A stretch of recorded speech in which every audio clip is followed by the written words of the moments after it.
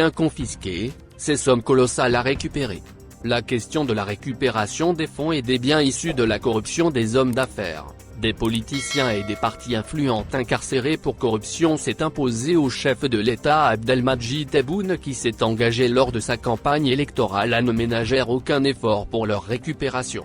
La question de la récupération des biens confisqués, ces 2 dernières décennies, estimée par les experts à plus de 7,5 milliards d'euros et 600 milliards de dinars, a été mise en exergue par le président Tebboune lors du dernier Conseil des ministres.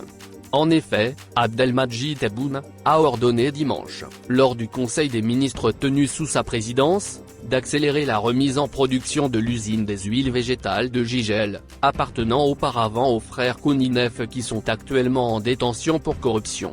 Il s'agit peut-être d'une première étape d'un début du processus de récupération.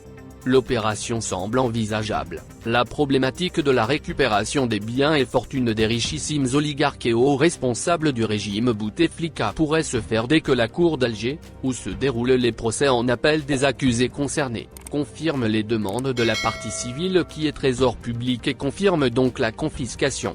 Néanmoins, la confiscation doit avoir été prononcée par la cour d'Alger.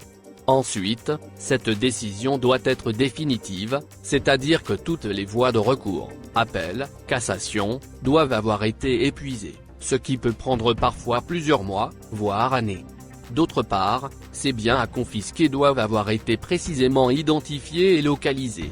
Il doit pouvoir être établi avec certitude que le financement de ces biens provient d'une activité illégale. En pratique, les auteurs de ces détournements ont en effet fréquemment recours à des intermédiaires et des montages juridiques complexes afin de dissimuler l'origine des fonds détournés et leur destination. Des sommes colossales à récupérer. Les montants des biens à récupérer dans les grands dossiers des hommes d'affaires comme Ali Haddad, Maïdine Takou, Mourad Elmi, Abdelghani Hamel, les frères Kouninef ainsi que les accusés l'affaire du montage automobile, ont été estimés à des sommes colossales, de plus de 7,5 milliards d'euros et 600 milliards de dinars, rapporte le Soir d'Algérie.